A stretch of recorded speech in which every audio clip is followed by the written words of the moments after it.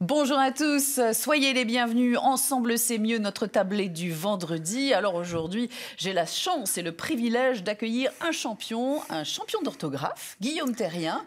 Bonjour Guillaume. Bonjour à tous. Alors n'ayez pas peur, hein, l'orthographe, c'est vrai que c'est un petit peu effrayant quand même. Ouais, ça peut rappeler des mauvais souvenirs, mais on va s'amuser ensemble. Voilà, mais l'orthographe, c'est aussi la fête, surtout avec Guillaume. Surtout. Alors Guillaume, maintenant c'est le sommaire. À vos mots, prêts, c'est parti. Le printemps arrive, préparons-nous avec Isabelle, notre naturopathe. Nous allons découvrir les bienfaits du lait d'or. À base de curcuma, une boisson réconfortante, revigorante et totalement gourmande. Entre art, artisanat et déco, tout en patience, Laurence, d'un fil, fait naître des volutes de métal, des mots, des attrapeurs de rêves, des bijoux de mur. Enfin, le chef du jour, Sébastien Vauxion, fait valser tous nos repères avec un restaurant gastronomique de dessert, le Sarkara à Courchevel. Et le chef pâtissier vient de récolter une étoile au Michelin. C'est une première. Eh ben, je suis ravie de vous retrouver. Alors aujourd'hui, comme d'habitude, on va s'amuser, découvrir, jouer, faire des surprises.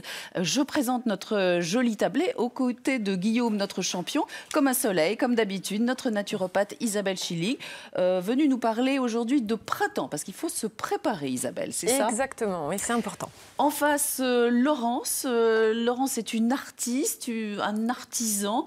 Vous jonglez, Laurence, avec les mots et un fil de fer. Vous fabriquez des bijoux de mur.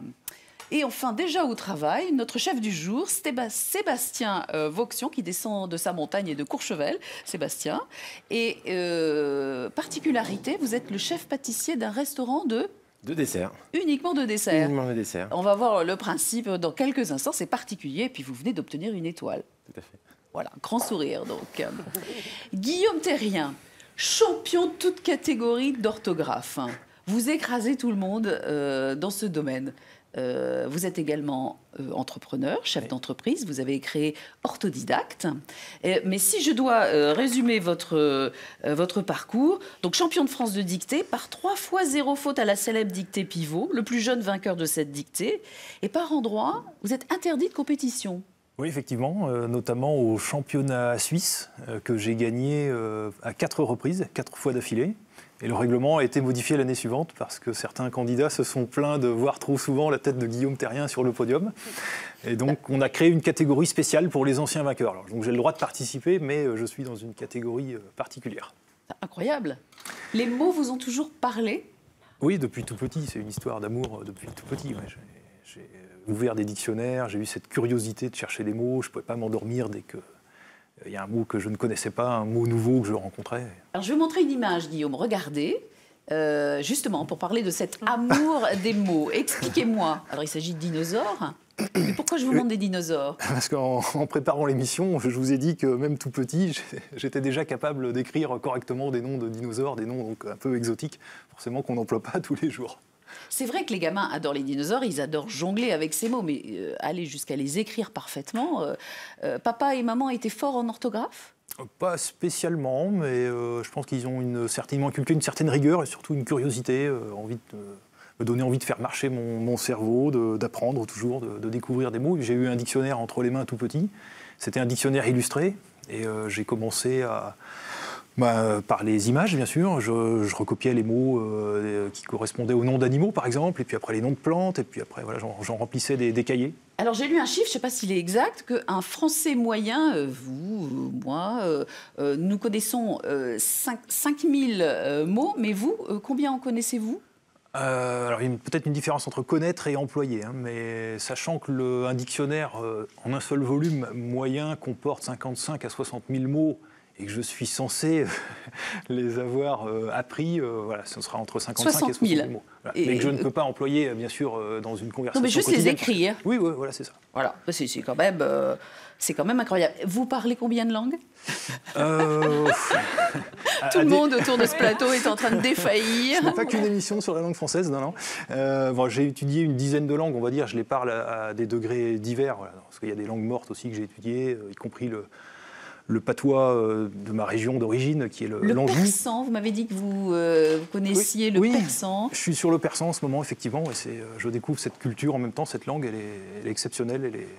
Et alors, vous m'avez dit aussi, oui, mais les langues, c'est pas drôle parce que c'est pas aussi dur que le français. Alors je suis toujours à la recherche, effectivement, d'une langue dont l'orthographe est plus difficile que celle du français. Alors, comme je l'ai dit, vous êtes chef d'entreprise et vous avez allié votre amour et connaissance des maths et puis des mots. Vous avez créé, il y a quelques années, une entreprise qui s'appelle Orthodidact et qui nous aide à apprivoiser cette fichue orthographe. On va voir ça tout de suite. Frédéric Sanchez est conducteur de travaux dans le BTP. Sur son chantier, cet ingénieur parle toute la journée avec une équipe d'ouvriers, mais aussi avec des fournisseurs et des clients au téléphone. Un vaste réseau de personnes avec lequel il communique aussi par mail. Une centaine de messages par jour au bureau ou dans son Algeco. Et une crainte, celle de mal écrire et de voir sa crédibilité entamée par des fautes de français. Comme on a de plus en plus de liens écrits direct tout de suite avec nos clients, ce qui était moins le cas avant. Avant, c'était un courrier tous les 36 du mois. Il faut quand même qu'on fasse attention et bon, c'est pas toujours évident. Nos formations ne nous ont pas forcément donné, au bout du compte, le savoir écrire correct. Alors Frédéric a entrepris une remise à niveau en français avec ses collègues. Un travail régulier réalisé à distance sur son temps disponible grâce à la plateforme internet d'Orthodidact. La jeune entreprise basée à Mélan, près de Grenoble, propose une méthode ludique et simple pour améliorer son français à l'écrit. Elle a été inventée par Guillaume Thérien, champion de France d'orthographe, et son complice Michael Hiroux, ancien spécialiste en ressources humaines. Tout part d'un diagnostic par QCM.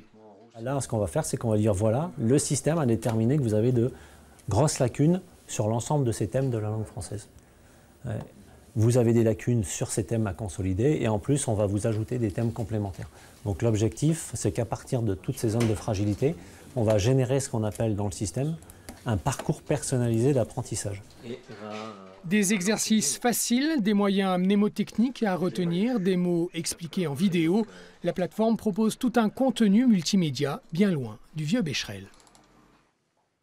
Bon, Guillaume disait pendant le visionnage de ce sujet, oh ça a vieilli, ça fait combien de temps? Ça doit faire 5 ans, voilà, et en 5 ans, tout ce qui est site internet, méthode d'apprentissage, ça évolue tellement vite qu'on a refait toutes les interfaces graphiques, on a ajouté plein de choses, je vois que voilà, c'était une première version qui avait le mérite d'exister. Alors, quelle est votre méthode pour faire apprendre aux gens l'orthographe et les faire progresser surtout? Eh bien, on tourne autour du ludique. Il faut faire jouer les gens, il faut leur donner l'impression de s'amuser, voilà, plutôt que de renvoyer des images scolaires. Donc on fait faire des formes d'apprentissage très variées. Il y a des Par QCM, exemple, des QCM, on peut faire des dictées de mots, on peut faire des recherches d'erreurs, on peut faire des appariements. Et surtout, on va faire travailler un vocabulaire qui correspond au vocabulaire qu'utilisent les gens. Notamment dans les entreprises, la plateforme comporte du vocabulaire autour du métier d'entreprise, la banque, l'assurance, les ressources humaines, n'importe. Et Guillaume, pourquoi est-ce qu'on a peur de l'orthographe? Parce qu'on a peur, hein, Isabelle, je sais pas, Sébastien. On la sanctionnait à l'école, parfois un petit peu sévèrement. Il y avait un barème, 1 point, 2 points, 4 points, etc.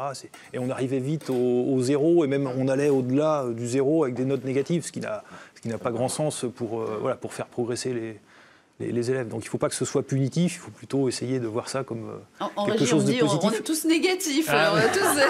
C'est souvent le réflexe qu'on a. Mais, et montrer que la langue, ça sert à s'exprimer, ça sert à bien s'exprimer, ça sert à se faire comprendre. Oui. Dans le milieu professionnel, on a tous besoin, en interne, en externe, on communique tous avec l'extérieur. Je ne sais pas si vous vous souvenez, on disait que l'orthographe, c'était la science des ânes.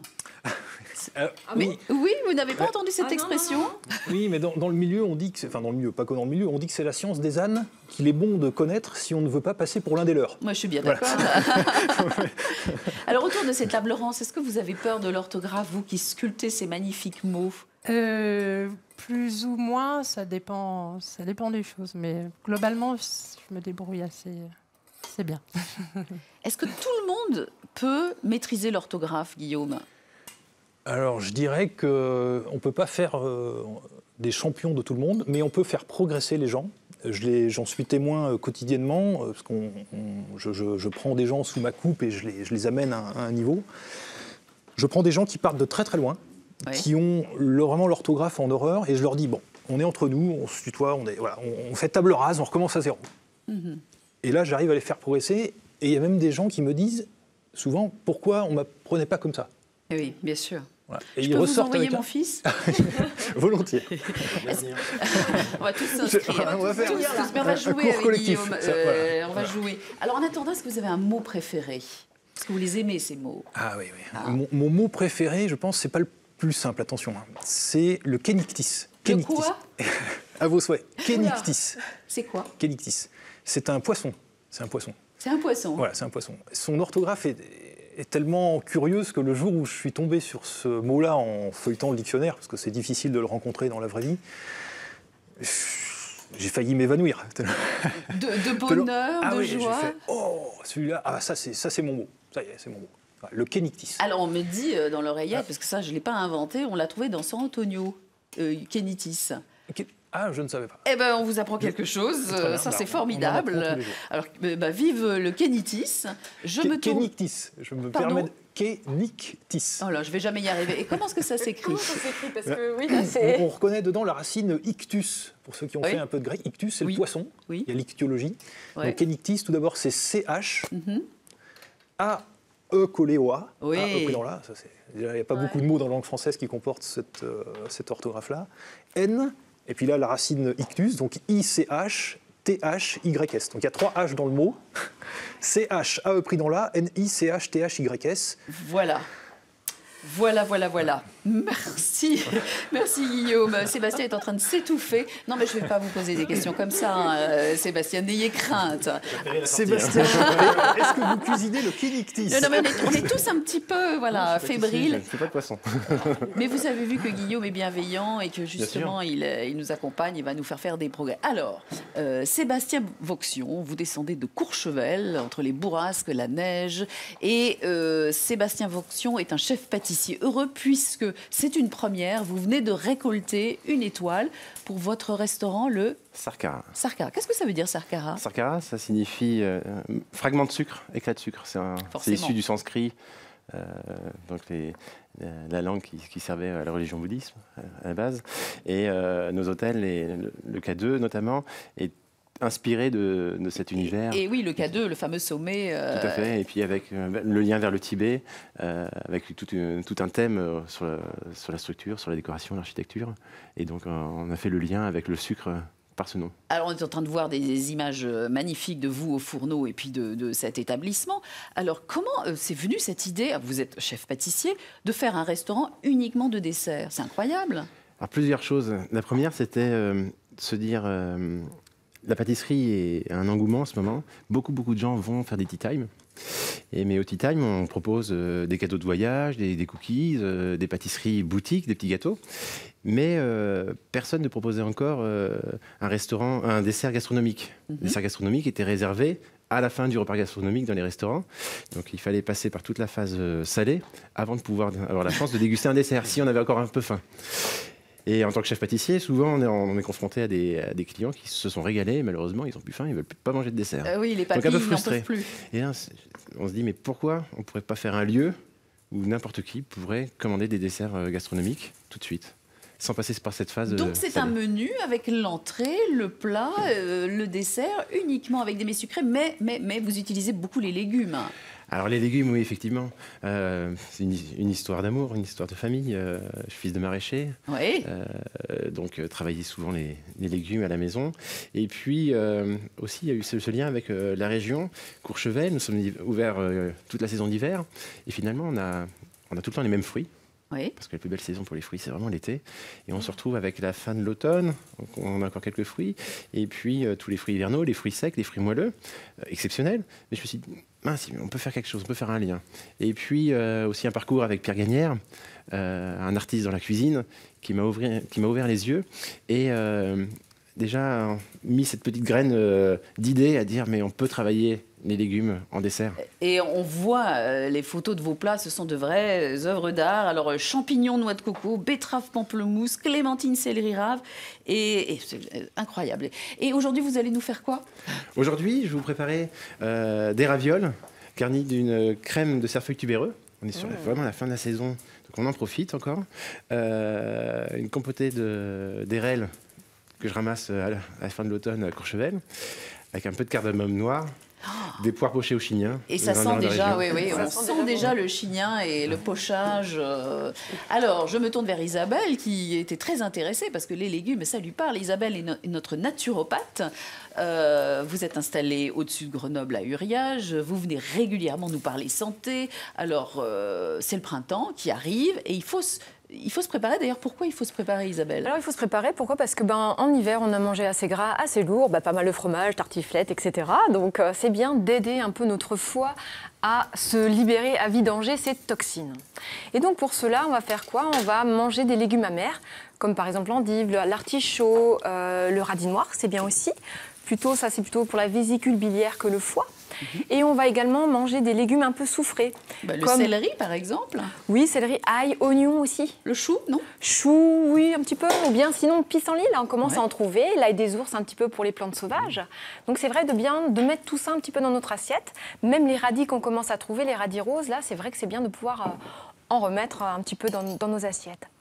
Et on va également s'occuper des reins. Pourquoi? Parce que c'est bien de s'occuper du foie, mais si on n'ouvre pas l'émonctoire rein, donc l'organe qui va aider aussi à nettoyer, vous allez avoir ces déchets qui vont tourner à l'intérieur de vous et on va s'auto-polluer en quelque sorte. Ah, c'est sympa, on va avoir des boutons, la langue chargée, fatigué, maux de tête. C'est ce qu'on a un peu tendance à faire avec cette folie de la détox. Oui, la détox, attention, c'est pas pour tout le monde vraiment. La détox, souvent un foie qui est fatigué, moi je vais pas le drainer, je vais d'abord le soutenir et après seulement je vais pouvoir le nettoyer. Il faut imaginer notre foie comme un petit coureur de marathon. S'il a déjà fait l'ultra-trail, une grande compétition, on ne va pas lui demander de courir encore quelques kilomètres une fois qu'il est arrivé. On va lui dire tu te reposes et demain, il sera capable de nouveau de bien pouvoir courir et bien pouvoir se vidanger, nettoyer.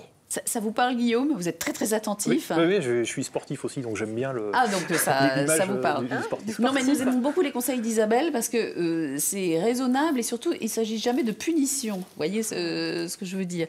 Alors, les reins, et aujourd'hui, vous allez nous parler d'épices et notamment de lait d'or. Donc c'est une boisson qui est plutôt originaire d'Inde. Donc elle est faite à base de curcuma. Donc le curcuma, on le reconnaît, c'est donc comme un espèce de doigt, c'est une longue tige, différent au gingembre qui fait plutôt un peu l'effet d'une main. Oui, qui est beaucoup plus gros.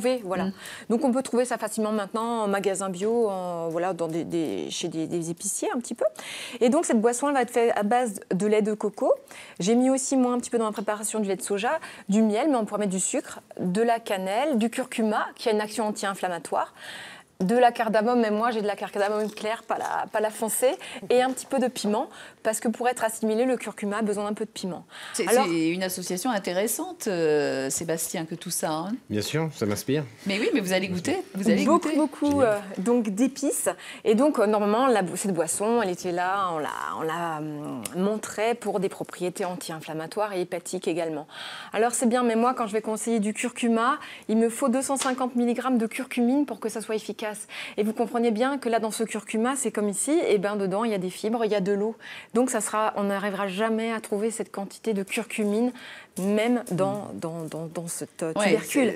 Donc c'est bien, c'est côté plaisir, mais ça ne suffira pas pour quelqu'un qui a des problèmes inflammatoires. Eh ben, on va faire le service, on va goûter avant de continuer et de travailler et de jouer avec Guillaume. Laurence. Donc vous sentirez bien ce côté épicé à cause du piment derrière qui vraiment relève la touche. Ah, en tout cas, c'est très, très, très, très joli. Sébastien, vous allez goûter aussi. Ah, l'odeur est... Merci. Ça ressemble un petit peu au chai indien. Oui, donc ça permet de changer un petit peu du thé, du café. Hein. Nous, on est des grands consommateurs de café. Et ça permet d'avoir aussi une petite boisson réchauffante, gourmande, vraiment agréable, moi je trouve. Ça fait un peu voyager aussi. Moi, j'adore le voyage. Donc vraiment... Alors, si je puis me permettre, c'est une boisson très doudou et puis avec un twist derrière qui arrive. Qui ramène. Sébastien, qu'est-ce que vous en pensez? Je l'imaginais froide, en fait. Ah non, c'est vraiment... Vous avez été cueilli. Exactement. Et c'est vraiment très agréable. Effectivement, c'est très chaud. C'est délicieux. Alors, Guillaume, au boulot. Puisqu'on a un champion d'orthographe avec nous, on va jouer et vous allez nous proposer un petit quiz avec un mot à épeler. Alors n'ayez pas peur autour de cette table, hein, c'est en toute bienveillance. On en tremble déjà. Oui, non, mais voilà. C'est collectif. C'est totalement collectif. Alors j'ai répertorié quelques mots que tout le monde connaît, d'accord, mais dont l'orthographe est plutôt inconnue. Voilà. Certains sont en rapport avec nos invités. Alors je commence par exemple par le mot profiterole. Oh là là là là, profiterole. Sébastien se cache là. Profiterole, comment écrivez-vous profiterole? En général, on le mange, on ne cherche pas à l'écrire, mais bon. Sur les menus, je ne sais pas si Sébastien vous faites attention à vos menus, mais sur le menu, je le trouve souvent, plus souvent mal écrit que bien écrit. C'est vrai? Ah oui. Alors moi je dirais qu'il n'y a pas de double lettre, mais je me trompe? Non, c'est bon. Oui, c'est ça, ouais. Un T, un P, un L? Oui. Hein, c'est ça? Un F, un T. P-R-O-F. Et qu'est-ce qu'on fait comme erreur d'habitude? On met 2 L? Alors il y a soit 2 F, soit 2 T, soit 2 L. 2 L souvent peut-être plus. 2 L. Couramment. Un autre mot, celui-là on l'a dompté. Allez hop. Ça y est, c'est bon. Alors qu'est-ce que j'ai? Le B.A.B.A. Alors ça, Guillaume, je Aujourd'hui, n'en on sais parle fichtre rien. Du B.A.B.A. de la naturopathie. B.A.B.A. Le B.A.B.A. Tout le monde connaît. Est-ce que c'est... Oui, c'est attaché ou pas? Non, c'est en majuscule. B.A. espace, enfin tiret, B.A. Non? Pas tout à fait. Pas tout à fait. C'est difficile. Laurence? Oui, B-A-E.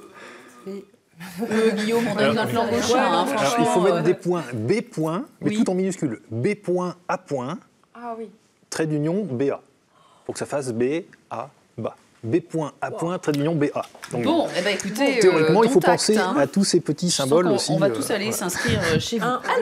Alors, à vous maintenant de travailler un petit peu. Petite surprise, je vais vous demander de choisir, c'est un tirage de cartes, des mots piquants ou des mots doux. Vous voulez des mots piquants ou des mots doux? Vous allez comprendre. Alors, je vais commencer par les mots doux. Tout le monde commence par les mots doux, mais vous aurez droit, normalement, aux mots piquants. Alors, je vais vous demander de choisir... Vous m'arrêtez. Hop, voilà, stop. Ouais. Eh ben, j'ai la surprise.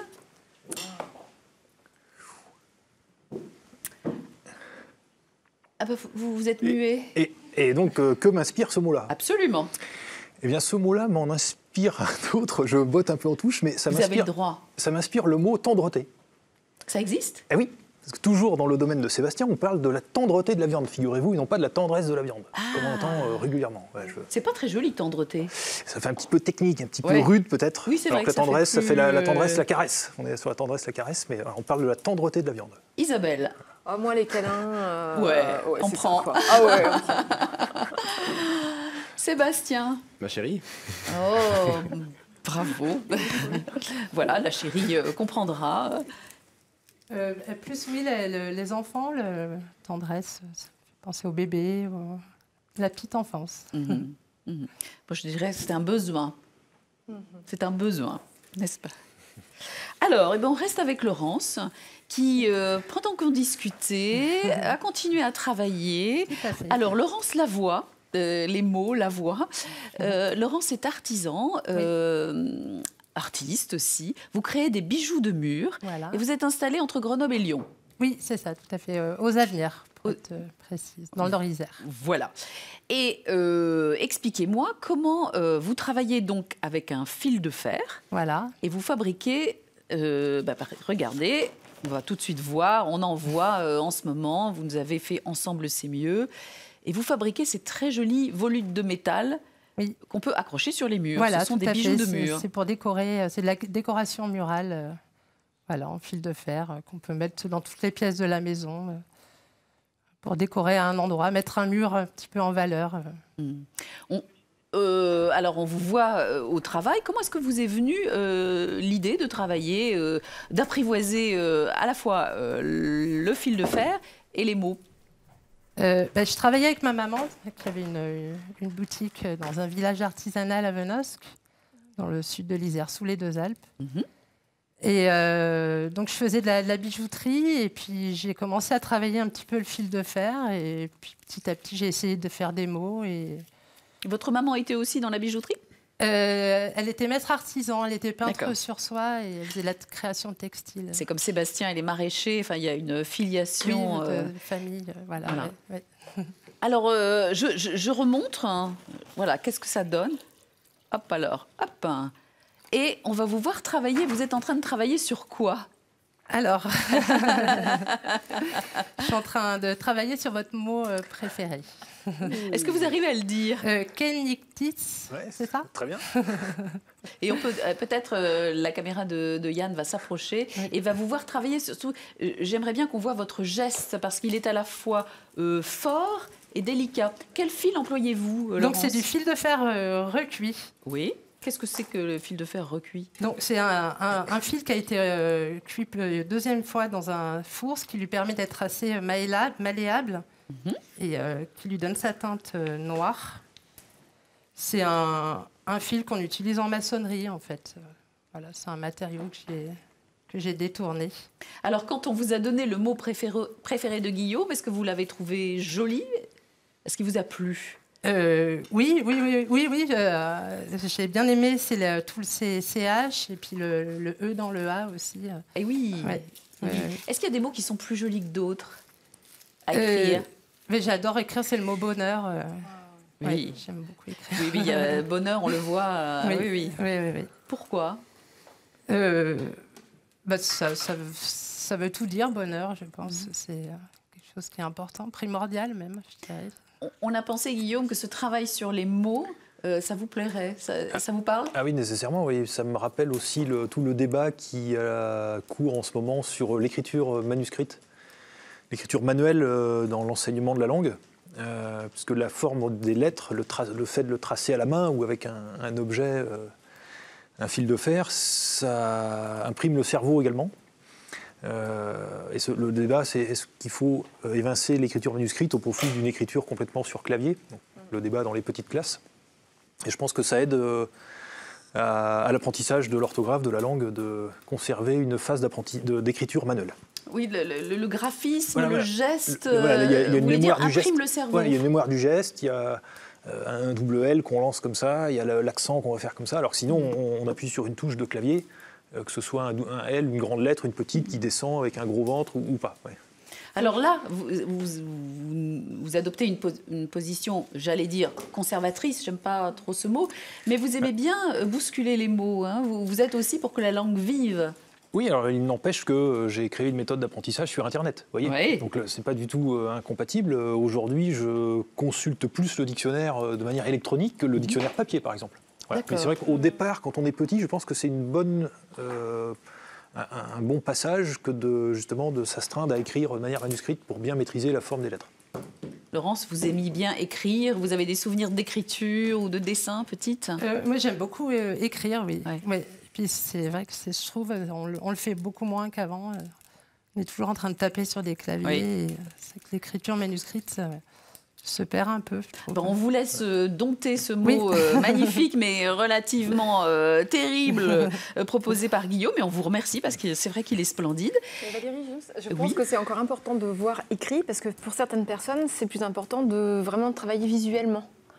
Oui. Pour retenir, en fait, vraiment de l'avoir écrit, ça permet de mémoriser. Oui, alors que si c'est sur clavier, c'est vrai qu'on retient beaucoup moins, en fait. D'accord. Alors apparemment, vous avez oublié un H. Oui. Alors donc, il faut tout refaire. Non. Ah, mais ça veut dire que le repentir existe comme en peinture. On peut défaire et refaire.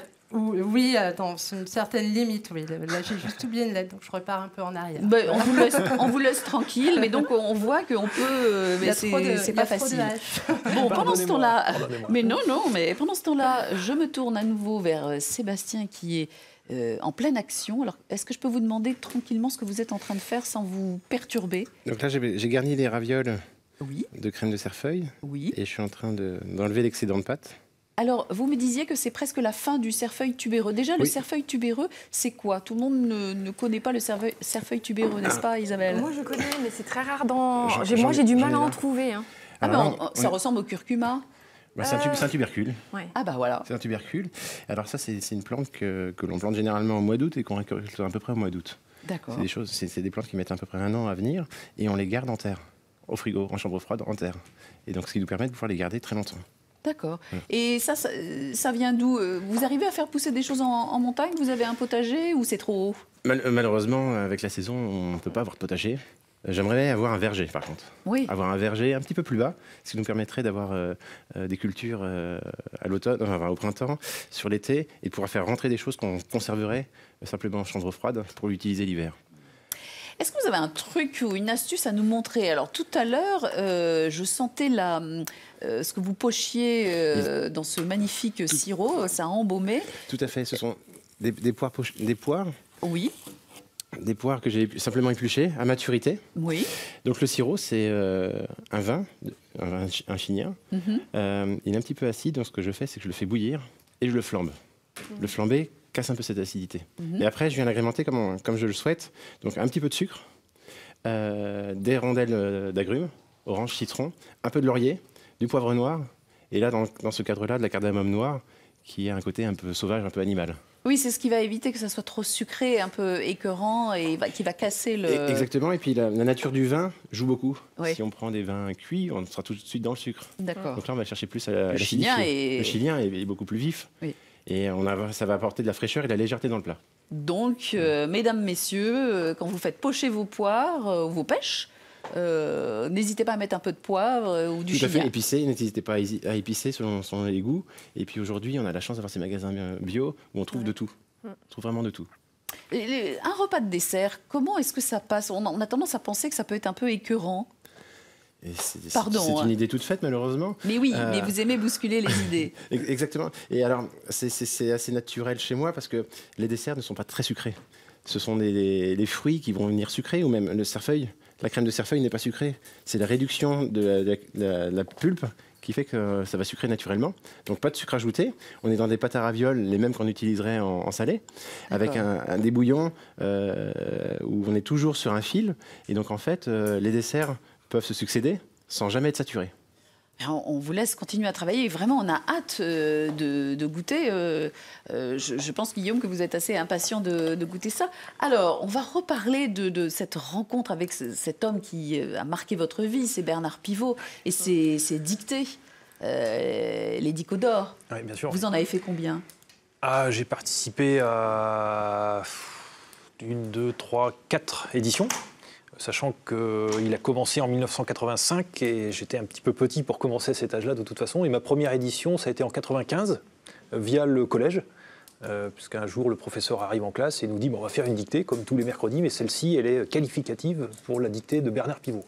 Et là, et là, ça a été le grand déclic, bien sûr, à partir de ce jour-là. Alors on va voir des images. C'est les Dicos d'or et vous êtes champion. On se replonge dans l'ambiance. Et enfin, Dicos d'or. 0 faute et une seule faute au test, enfin aux questions à choix multiples. Il vient de Rhône-Alpes, de Grenoble exactement. Il est informaticien, Guillaume Terrien, 24 ans.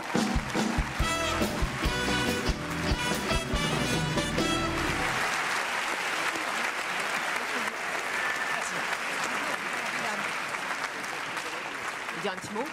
Oui, un petit mot. Alors, non seulement je vous félicite, mais puisque Bernard Pivot abandonne l'idée des Dicos d'or, vous devriez autour de vous organiser des dictées. Et comme ça, vous reprendriez le flambeau d'une certaine façon. Bravo.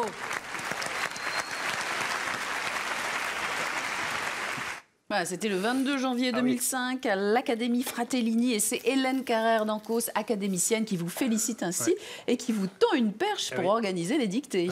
Et oui, il ne croyait pas si bien dire parce que mais déjà à cette époque, j'organisais des dictées à ma modeste échelle en région Rhône-Alpes. Et bien sûr, on va en parler tout à l'heure, mais maintenant ça...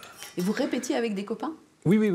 J'avais créé un petit club à l'école, à l'ENSIMAG, ici à Grenoble, avec des amis qui voulaient préparer la dictée de Bernard Pivot. On se faisait faire des dictées. L'ENSIMAG, vous glissez ça comme ça, on peut préciser qu'il s'agit d'une très très belle école d'ingénieurs, d'informatique à Grenoble. Ça fait briller les yeux de beaucoup d'étudiants. Bernard Pivot, c'est un homme qui vraiment a compté pour vous ? Ah oui, moi je dis que c'est mon père spirituel. Oui, ma vie a changé grâce à cet homme-là. Oui. Alors j'ai une surprise pour vous. Regardez, écoutez.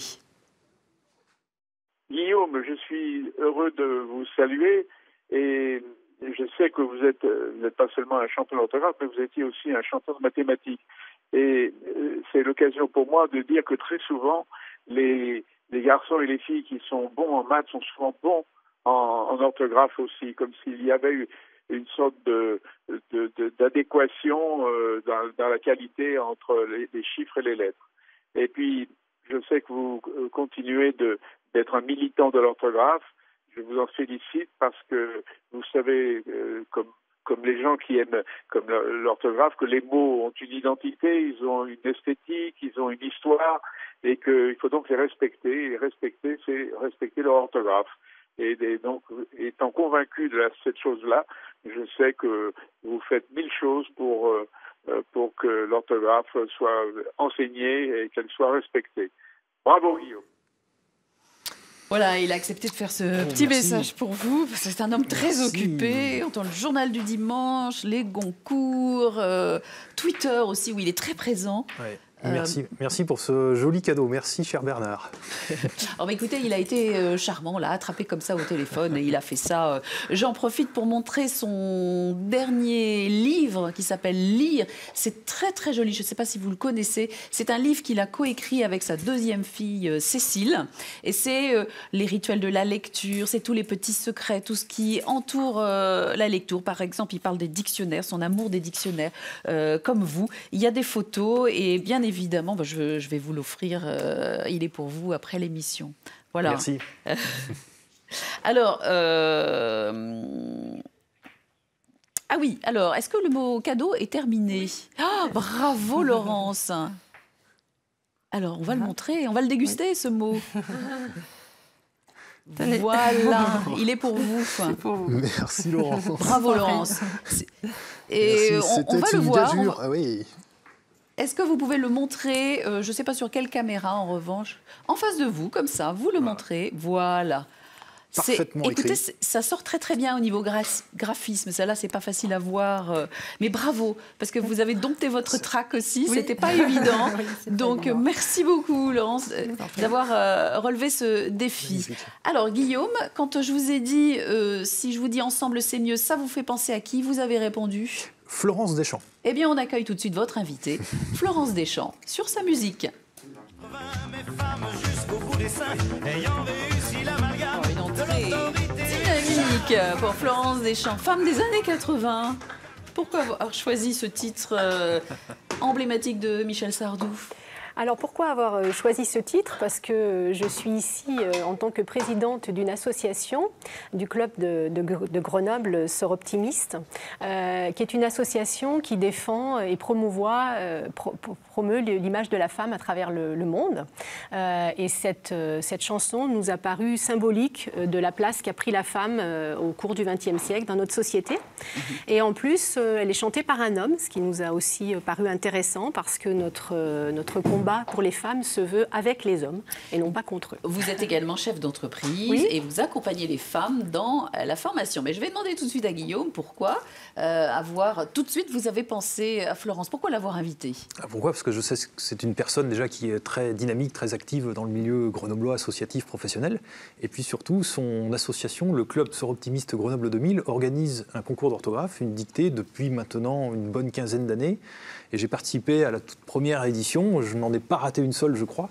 Entre-temps, vous aurez compris que je suis passé de l'autre côté de la barrière parce qu'on m'a dit en tant que participant, vous allez gagner. Donc, vous êtes prié de nous aider plutôt à organiser, ce que j'ai fait avec grand plaisir et ce que je fais tous les ans. Et je leur remercie pour la confiance dont ils me témoignent tous les ans. Voilà, donc le lien a été rapidement fait avec Florence. Florence, est-ce qu'on peut dire que Guillaume est tourné vers les autres, hein? Parce que l'orthographe, c'est quelque chose d'assez solitaire et il faut se concentrer. Et pourtant, ce jeune homme a l'air complètement vraiment en lien avec tout le monde. Oui, son expérience déjà avec nous le prouve, puisque depuis effectivement, c'était la 16e année cette année, donc depuis 16 ans, il nous accompagne dans notre projet, bien évidemment, à titre bénévole, et puis son activité professionnelle, puisque le rôle de son entreprise, c'est d'aider les gens justement à progresser dans ce domaine. En mettant le nez dans les statuts de votre entreprise, j'ai vu que vous arboriez le certificat Voltaire, c'est ça? Oui. Qu'est-ce que c'est que le certificat Voltaire? C'est une certification en orthographe, donc qui permet aux gens effectivement de progresser et de valoriser leur niveau en orthographe auprès des employeurs. Car nous formons des secrétaires, des assistantes, etc. Donc des métiers dans lesquels l'orthographe est quelque chose de très important pour les employeurs. Florence, vous avez changé de cap, ça n'était pas votre premier métier, la formation? Non, dans une autre vie, j'ai été directeur administratif et financier dans une entreprise de la distribution spécialisée. Dans les lunettes. Rien à voir. Mais vous avez eu l'élan vers quelque chose tourné vers les autres, hein.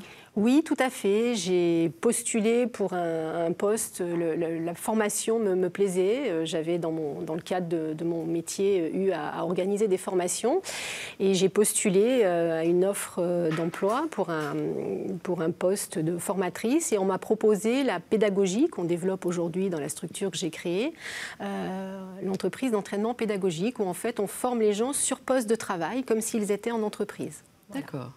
Alors, vous avez un projet en commun avec Guillaume. Oui. Est-ce que vous pouvez nous en parler, tous les deux?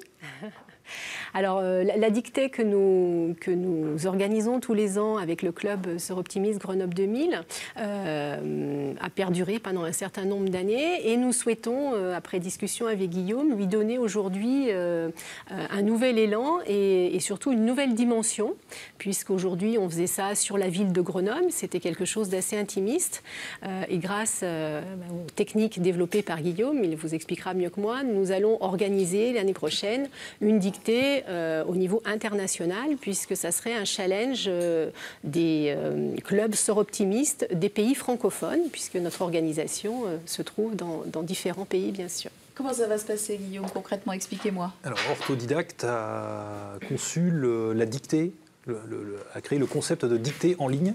D'accord. Et en direct. Oui. Donc tous les participants sont répartis dans la francophonie. Oui. Ils sont derrière leur écran d'ordinateur ou avec leur tablette. Ils entendent quelqu'un lire une dictée, oui, et ils tapent directement sur Internet, sur le site, la dictée.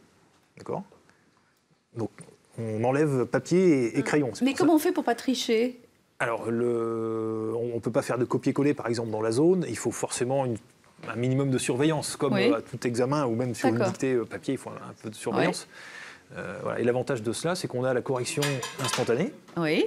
Et puis, on peut proclamer les résultats, voir qui est le meilleur.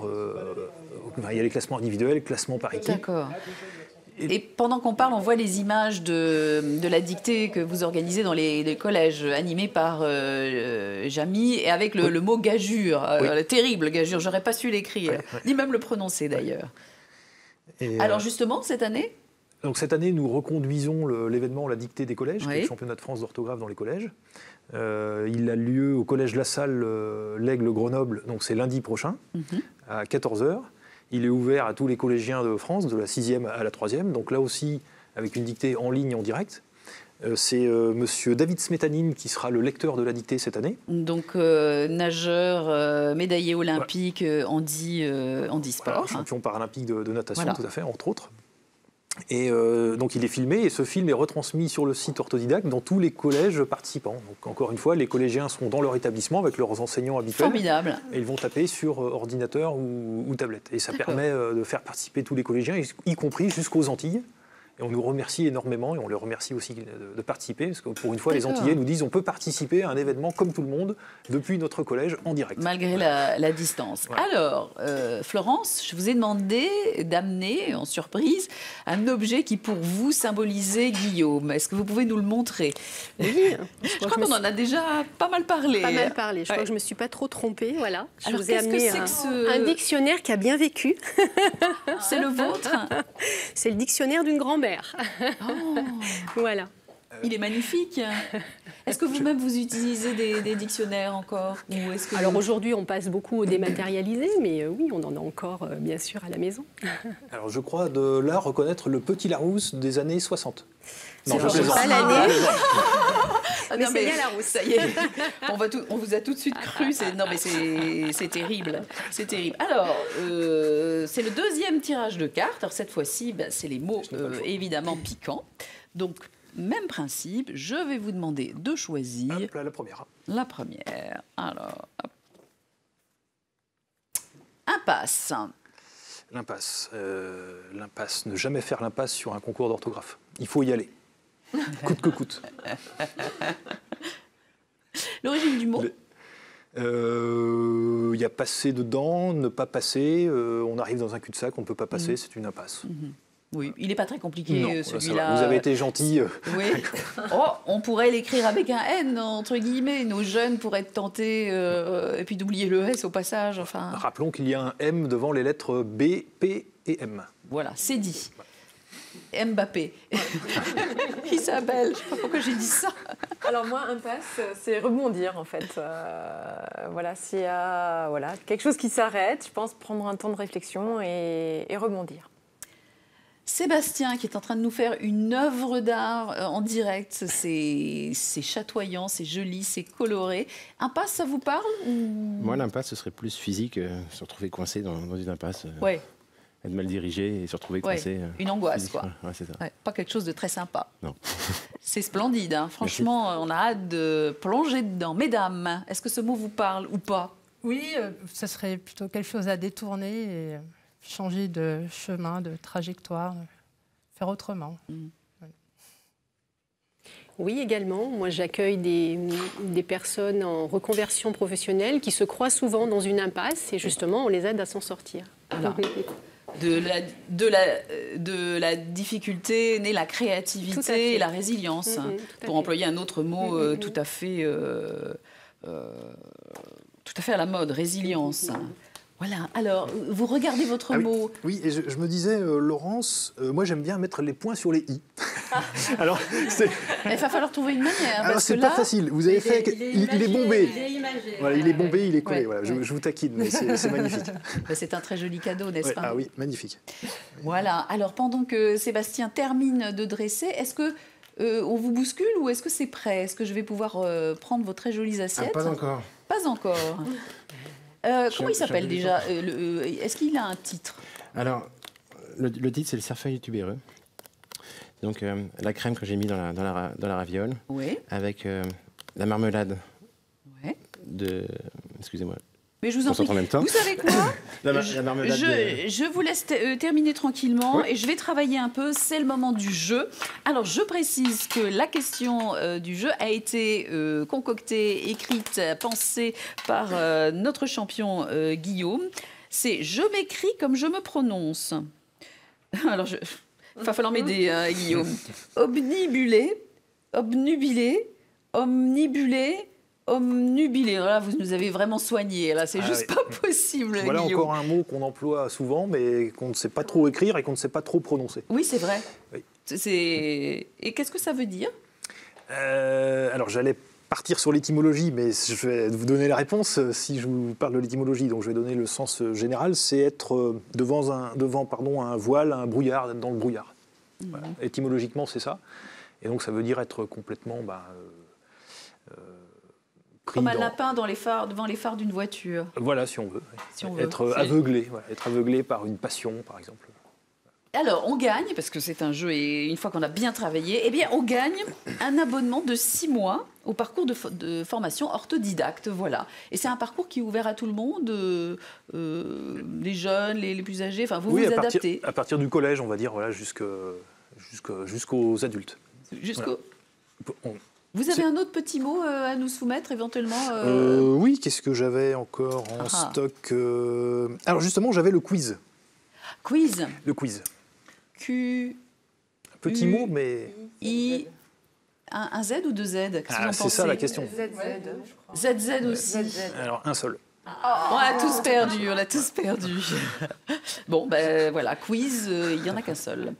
Sébastien, est-ce que je peux tendre la main pour voilà le verser le bouillon. Dressage final. Ah oui, les chefs aiment bien. Et donc je vais prendre une assiette. Yann va récupérer une assiette. Voilà, je vous laisse servir le bouillon. Et c'est le silence religieux. Alors qu'est-ce qu'il y a dans votre bouillon? Est-ce que vous avez prévu les cuillères? Parce que sinon... Bien sûr. Elles sont là. Voilà. Merci beaucoup. Une petite cuillère et hop. Voilà, mesdames, vous allez pouvoir vous régaler. Le chef attend votre réaction avec impatience. Goûtez Guillaume. On est enveloppé dans les parfums du chignin et de toutes ces épices dont vous nous avez parlé. Donc je vous laisse goûter. Et alors moi j'ai une dernière petite annonce à faire. Après on commentera votre plat évidemment, hein, Sébastien.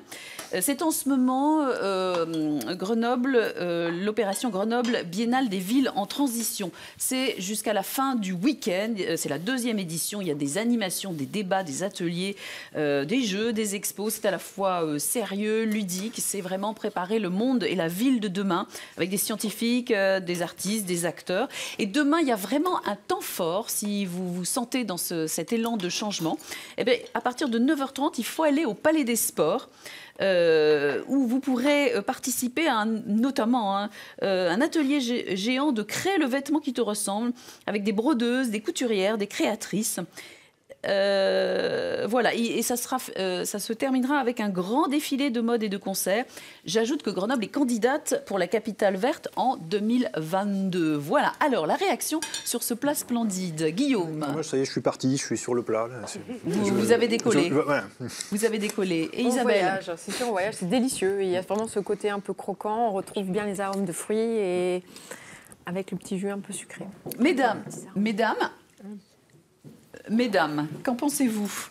C'est plein de saveurs. Ouais. C'est doux, puis un petit côté acidulé. C'est très bon. Ouais. Ça y est, j'en ai mis partout. C'est très peu sucré. Il y a quelque chose de suave et d'enveloppant et de réconfortant. Et cette petite gelée là, qu'est-ce que c'est cette petite gelée? Vous nous avez dit. Gelée à la vanille bourbon.